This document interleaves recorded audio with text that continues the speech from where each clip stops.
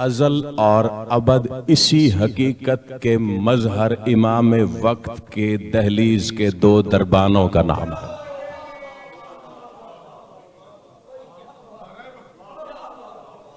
अल्लाहु अकबर, अल्लाहु अकबर। एक और जुमला मुलाहिजा फरमाइए, सिद्क ही से मुताल्लिक रसूल और अबू ज़र रिवायत कर रहा है। ये जो जुमले जो लफ्ज में अर्ज करने लगा हूं, और ज़खायर उल उक़बा बल्कि सैकड़ों किताबों में ये हदीस मौजूद है। तशय्यो तो क्या, बिरादरान अहले सुन्नत के यहाँ भी मौजूद है मसादिर हदीस की कुतुब में, कि रसूल अबू ज़र कह रहे हैं कि रसूल ने अली से मुखातिब होकर एक तवील कलाम है, मुकालमा है। उसी मुकालमे का एक जुमला है जिसमें अबू ज़र ये बता रहा है कि रिसालत मआब ने विलायत मआब से मुखातिब होकर कहा, रिसालत मआब ने विलायत मआब से मुखातिब होकर ये कहा। मैं इस लफ्ज को भी खोल चुका हूं आपकी तवज्जो को देखते हुए, बात मुकम्मल करने से पहले इसी लफ्ज पर एक जुमला अर्ज करता चलता हूं उन लोगों के लिए जो इस लफ्ज को वसूल कर रहे हैं। मआब औबा मसदर से इसमें ज़र्फ है। औबा मसदर का जो मतलब है वो है लौटने की जगह, वापस आने की जगह या पनाह लेने की जगह। मआब इसमें ज़र्फ का ये मतलब है। तो रसूल को रिसालत मआब कहने की वजह ही यही है कि रसूल वो सैयदुर रसूल है कि अगर ये ना होता तो कोई रसूल ना होता, क्योंकि रिसालतों को पनाह इस जात में मिलती है। और इसी बुनियाद पर अली विलायत मआब है कि अगर अली ना होता तो चाहे कोई विलायत है, विलायत को पनाह ना मिलती, अली ना होता। गालिबन इसी मिंबर से मैंने चंद माह पहले इस लफ्ज पर बात करते हुए कुछ जुमले अर्ज किए थे कि रसूल रिसालत मआब है, अली विलायत मआब है, बड़ी सैयदा इस्मत मआब है, हुसैन तौहीद मआब है, वक्त का इमाम गैबत मआब है। अल्लाह अकबर, जियो आपकी मवद्दत सलामत, आपकी मवद्दत सलामत, आपकी मवद्दत सलामत। अच्छा, क्या अर्ज कर, आपकी मवद्दत सलामत। मैं अर्ज कर रहा था कि अबू ज़र ने कहा मुकालमा है, मुकालमा है नबी और अली का, और नबी ने मुखातिब होकर का। सिद्क ही के हवाले से एक और हवाला देने लगा हूं कि रसूल मुखातिब हैं और रसूल ने अली से कहा, या अली अंत सिद्दीकुल अकबर व अंतल फारूक व अंत यासूबुल मोमिनीन। एक रिवायत में लफ्ज ये है, एक रिवायत में है व अंत यासूबुद्दीन।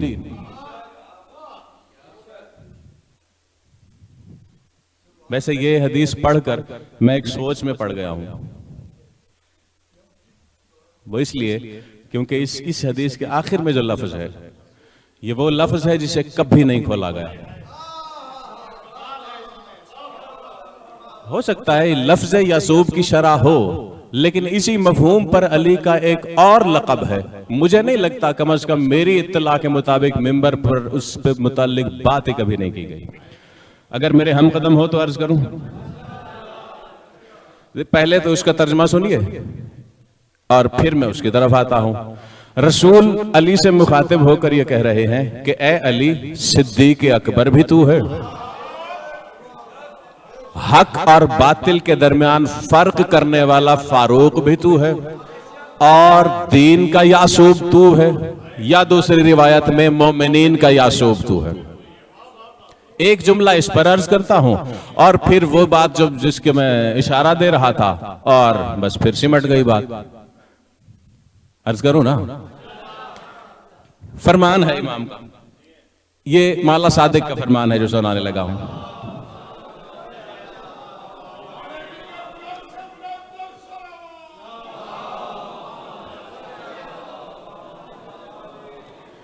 माला ने फरमाया, शीअतुना बिमंज़लतिन नहले लो यअलमुन नासु माफी अजवाफिहा लाकलूहा। अल्लाह अकबर।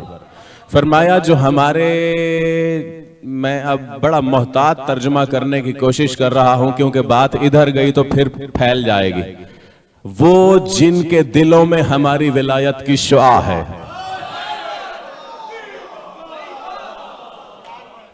आपकी मवद्दत सलामत। जिनके कुलूब में हमारी विलायत का नूर है, हमारी नूर विलायत की शुआएं मौजूद हैं, ये वो लोग हैं जो अपनी कदर व मंजिलत व मकाम व मर्तबा में शहद की मक्खी की तरह है।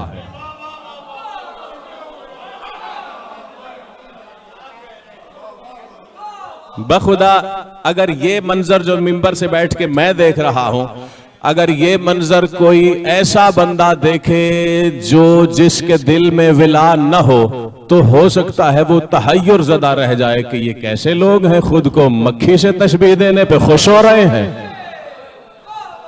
और ये अली वाला ही है, जब शहद की मक्खी से तशबीह मिलती है रक़्स से मवद्दत करता है, सरदार जो अली है।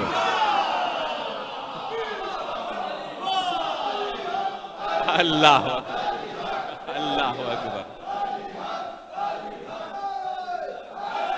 आपकी मवद्दत सलाम, आपकी मवद्दत सलाम, आपकी मवद्दत सलाम।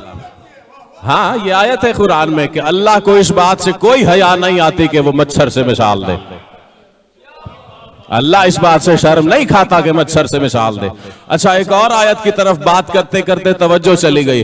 उसमें जो लफ्ज आया है, ये जानते हुए जुमला कह रहा हूं कि वहां लफ्ज आया है जुबाब का, यहां लफ्ज आया है नहला का। इसके बावजूद मैं ये जुमला कह रहा हूं जो कुरान ने दावा किया है ना कि जिन्हें तुम पुकारते हो, जरा उन्हें कहो मक्खी बना के तो दिखाएं, और जिन्हें वो पुकारते हैं वो मक्खी वो अली वाला खल्क नहीं कर सकते। शीअतुना बिमंजिलत नहले, शहद की मक्खी की मंजिलत के उनकी मिसाल है। लौ यालमुन नास, अगर लोगों को पता चल जाए कि उसके बतन में क्या है, उसके बातिन में क्या है, तो उन्हें अजियत दें, उन्हें कत्ल कर डालें। ये जो परिंदे फजा में परवाज कर रहे होते हैं, मक्खी भी परवाज करती है, शहद की मक्खी भी परवाज करती है। फजा में परवाज करने वाले परिंदों को अगर पता चल जाए कि शहद की मक्खी के बतन में मौजूद शय की लज्जत क्या है, तो वो उसे खा जाएं, उसे अजियत दें, उसे कत्ल करें। बैन ही अली के हुबदार, अली के शिया, अली की विला को के दिल में बसाने वाले के बातिन में क्या है ये पता चल जाए तो लोग हसद से बर्दाश्त न करें। यही कह रहे हैं मासूम। मैं यहां ज्यादा देर नहीं रुकता, बस दो जुमले यहां पर मुलाहजा कीजिए और आखिरी बात की तरफ बढ़ता हूं जो मैंने अर्ज किया।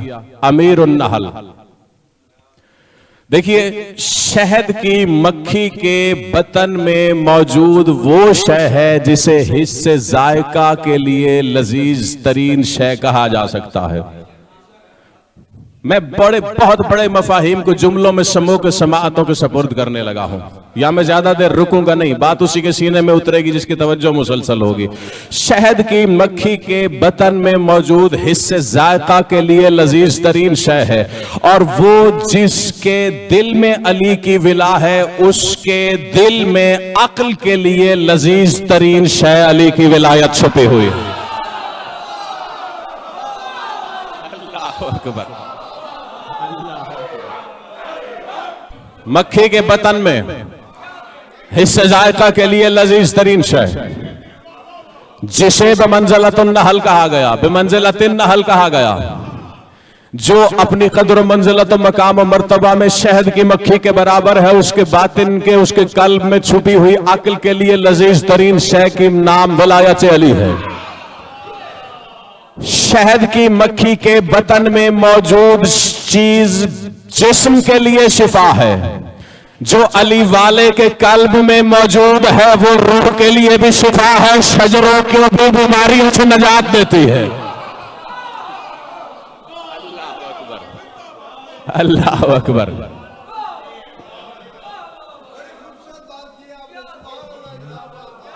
शहद की मक्खी के बतन में मौजूद जिस्मानी शिफा, कल्ब में धड़कने, अली की विलायत वो शय है जिसे मौजूद होने के लिए भी कम अज कम ताहिर कल्ब का ज़र्फ हो तो जाहिर होती है। अल्लाह अकबर, अल्लाह अकबर, आपकी मवद्दत सलामत। जो इसके पास है वो रूहानी बीमारी के लिए भी शिफा है, वो अक्लानी बीमारी के लिए भी शिफा है, वो शजरों की बीमारियों को भी धो डालती है,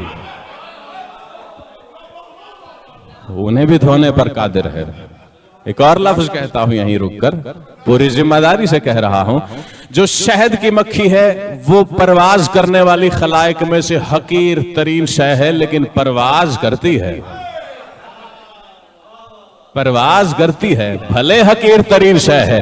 बिल्कुल इसी तरह जिसके सीने में मौजूद दिल में अली की विलायत धड़कती है, वो अकली और रूहानी परवाज करता है। इस आलम में मौत के बाद जब कब्र से उठने का वक्त आएगा, मलाइका की सवारियों पर बैठ के परवाज करेगा। अल्लाह अल्लाह,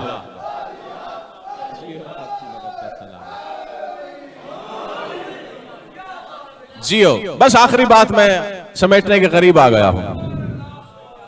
जो मैं अर्ज कर रहा था कि कभी मिंबर से नहीं पढ़ा गया होगा, जब भी पढ़ा जाएगा अब के बाद पढ़ा जाएगा। क्या तवज्जो मेरी जानिब रहेगी तो बात बढ़ेगी ना। हाँ, ये तो बात हो गई यासूब की। भाई यासूब, आपके इस लफ्ज को दोहराने की वजह से मैं दो लम्हे और रुक जाता हूं। ये तो मैंने सिर्फ हदीस का तर्जमा किया और उसके मफहूम को खोलने की कोशिश की। यासूब है वो जो शहद की मक्खियों का सरदार होता है, उसे अरबी में कहते हैं यासूब। जो मक्खी भी जहां कहीं से भी फूलों का रस लेकर आ रही हो, जब वो छत्ते में दाखिल होती है और देखती है अगर सही जगह से लाई हो तो उसे आगे बढ़ जाने की इजाजत मिल जाती है, अगर सही जगह से न लाई हो तो यासूब वहीं पर उसे बराबर के दो टुकड़ों में बांट देता है। ये है, हाँ, ये यासूब शहद की मक्खियों का जो सरदार होता है। अब मैं बिल्कुल आपकी मवद्दत सलाम। अब आप, मैं यहां पर नहीं रुकने लगा, बस मैं आखिरी जुमला कह के बात आगे समेटने की जाने बढ़ रहा हूं, लेकिन एक इशारा छोड़ के जा रहा हूं। आप खुद सोचिएगा कि यासूब वो होता है कि जिसके बगैर शहद बनना मुमकिन नहीं। वो हर मक्खी के लाए हुए रस को देखता है, उसकी इजाजत हो तो शहद बनता है, वगरना शहद नहीं बनता। ये है यासूब। अली दीन का भी यासूब है, मोमिनीन का भी यासूब है। यही सबब है क्योंकि अली यासूबुद्दीन है। दीन मुकम्मल ही नहीं हुआ जब तक अली की विलायत का ऐलान ना हुआ। और अली यासूबुल मोमिनीन है। गोया अली कह ये रहा है कि तुम अपनी अपनी खलवतों में बैठकर जो मेरी मवद्दत की बुनियाद पर विलायत का शहद कशीद करते हो, उसकी निगरानी में खुद अली तो करता हूं। अल्लाह अल्लाह अकबर। अच्छा, ये है यासूब। मैं यासूब पर नहीं रुकने लगा। एक लफ्ज है अमीरुन नहल, जिसकी वजह से मैं कह रहा था कि ये अमीरुन नहल। अमीरुन नहल का भी मतलब यही है, यासूब का भी मतलब यही है। नहल कहते हैं शहद की मक्खी को। अमीरुन नहल यानी शहद की मक्खियों का अमीर, यासूब जो शहद की मक्खियों के सरदार हो। मतलब में दोनों एक हैं, लेकिन बखुदा अली के कितने ही अस्मा ऐसे हैं जिनसे अली को मुलक़ब किया गया, लेकिन अक्सरियत, गैरों की बात नहीं कर रहा, खुद को अली वाले कहने वालों की अक्सरियत, अवाम की भी बात नहीं कर रहा, अवाम के उलमा की बात कर रहा हूं। अगर लफ्ज समझें, अगर लफ्ज समझें, इन अलकाब के मानी तो दरकनार, सियाक व सबाक तो एक तरफ, उनके मानी तक से मुताल्लिक अक्सरियत वाकिफ नहीं होती। अमीरुन नहल का सियाक व सबाक बताने लगा हूं। मतलब अमीरुन नहल का भी वही है जो यासूब का है। सियाक व सबाक क्या है? हुआ ये, बस अहमद समात तमाम सिमट गई बात। आखिर में बैठे हुए सामईन से मुखातिब हूं कि जाहिलियत में, जमाने जाहिलियत में एक कबीला था जो बनु सलीम के कबीले के नाम से जाना जाता था। ये एक पहाड़ी इलाके में मौजूद एक मुकम्मल पूरे पहाड़ पे बसता था। इसके इर्द गिर्द जो है वो वादियां थीं और फिर बड़े पहाड़। मंजर कशी की कोशिश कर रहा हूं ताकि इख्तिसार के साथ बात मुकम्मल करके पहुंचा सकूं। बनु सलीम इस कबीले का नाम था। पूरे पहाड़ पर इन्हीं का कबीला आबाद है। इन्होंने शहद की मक्खियां पाली हुई थी, है ना मेरे हमरकाब? शहद की मक्खियां पाली हुई थी। और जब आप तसव्वुर कर सकते हैं, जब पूरे कबीले ने पाली हुई हो तो मक्खियों की तादाद करोड़ों अरबों में होगी, हजारों की तादाद में छत्ते पूरे के पूरे शहद पर। और ये उनका तरीका था। वैसे ये बड़े बुज़दिल कबीले वाले थे। इनकी पूरी तारीख अगर उठा के देखो, मैंने देखने की कोशिश की है, इस कबीले की एक भी जंग नहीं है। बड़ा बुज़दिल कबीला था। मैं बात नहीं रोकना चाहता यहां पर। इसका सबब, अगर इस कबीले के पिछली लड़ियों को देखो तो बात समझ में आती है कि क्यों बुज़दिल था। लेकिन बस समेटने लगा हूं। अब जब भी कोई भी कबीला, अगर इनके दुश्मन कबीला आता पहाड़ की तरफ, ये क्या करते? जब इन्हें महसूस होता कि ये हम पर हमला करने के लिए आ रहे हैं या जिनसे ये कोई बुग़्ज़ और हसद रखते, ये क्या करते? वो करीब आता, ये अपनी मक्खियों को खोल देते। सिर्फ इसी वजह से कि शहद की मक्खियां हमला कर देती पूरे के पूरे लश्कर पे, और सिर्फ यही वजह थी कि इन पर कभी भी कोई फतह नहीं पा सका था। हुआ ये, बस हो गया से आको सबक। हुआ ये कि एक दिन अपने सहाबियों के साथ सफर के दौरान रसूल का इसी मकाम के करीब से गुजर हुआ। अल्लाह अकबर। अब जब इस कबीले के लोगों ने रसूल के लश्कर को आते हुए देखा दूर से, इन्होंने क्या किया? अपनी शहद की मक्खियों के हजारों के तादाद में मौजूद छत्तों के खोल दिया। अब मक्खियों ने उड़ना शुरू किया लश्कर असहाब रसूल की तरफ। आप तसव्वुर करें कि इतनी ज्यादा तादाद में मक्खियां, यही लफ्ज हैं किताबों में कि इतनी ज्यादा तादाद में थी कि ऐसा महसूस होता था साए को देख करके कोई बहुत बड़ा काला बादल आ रहा है। इधर शहद की मक्खियां उड़ी पहाड़ से, इधर रसूल ने असहाब से पूछा, ऐनल यासूब, इनका सरदार कहां है? अल्लाह जियो। शहद की मक्खियां उड़ी। वमा यंतिक ने कहा, इनका सरदार ऐनल यासूब, इनका सरदार कहां है? साहब एक दूसरे को देख रहे, किसी ने जवाब नहीं दिया। रसूल ने कहा, ऐन अमीरुन नहल, शहद की मक्खियों को अमर करने वाला कहां है? यह मैंने आम तर्जमा किया जो राइज है, वगरना अमर का, अमीर का तर्जमा सिर्फ अमर करने वाला नहीं, रिज़्क देने वाला भी है।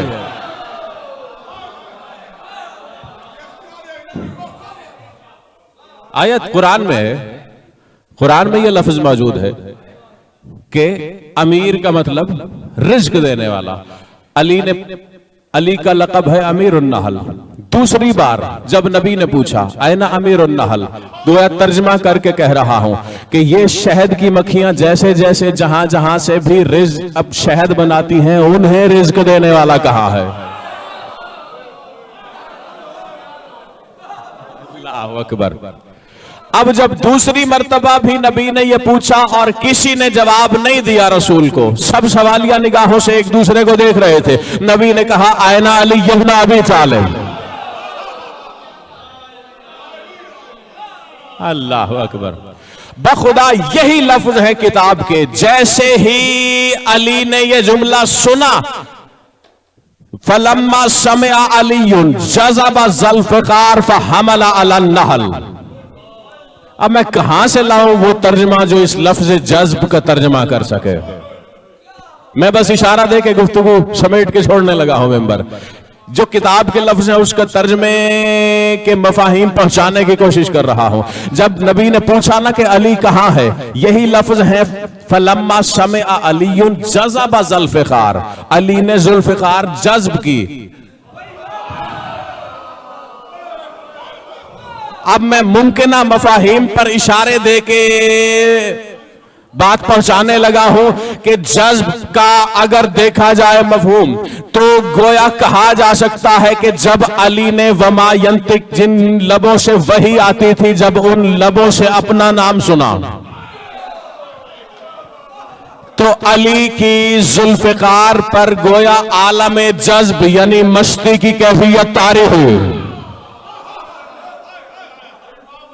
या ये तर्जमा हो सकता है जैसे ही नबी के वमा यंतिक के लबों से अली ने अपना नाम सुना, अली ने नियाम से जुल्फ़िकार को झटका।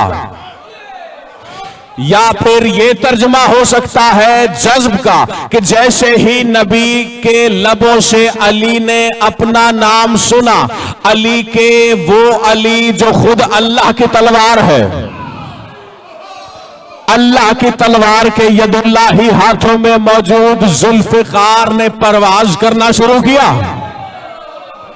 और खुद जुल्फ़िकार परवाज करते करते दुश्मन के लश्कर की तरफ खिंची चली गई। शहद की मक्खियों को दो टुकड़े में बांटना शुरू किया। अब जो शहद की मक्खियों के करोड़ों की तादाद में जो हमला के लिए आई थी, जब अली के जुल्फ़िकार उनकी तरफ बढ़ी, यही लफ्ज हैं फ़अदबरन नहलो अला इस्र रुजूइहा, जहां से शहद की मक्खियां उड़ी थी उसी तरफ वापस पलटी, बनु सलीम के हर बंदे को भंभोड़ भंभोड़ के मोटा कर डाला। अल्लाह अकबर।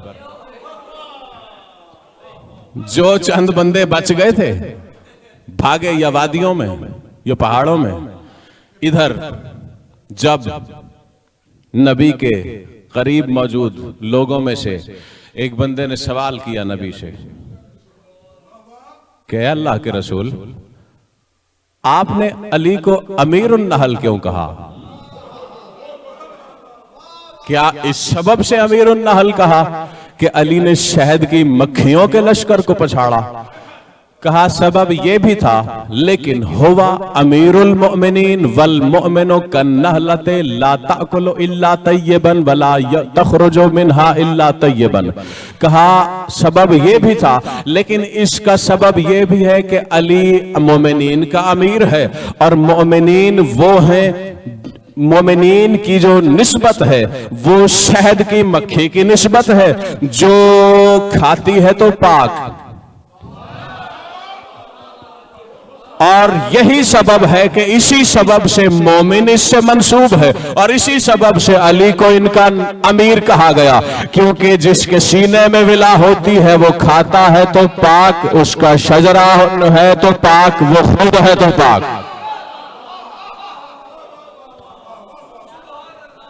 अल्लाह अकबर।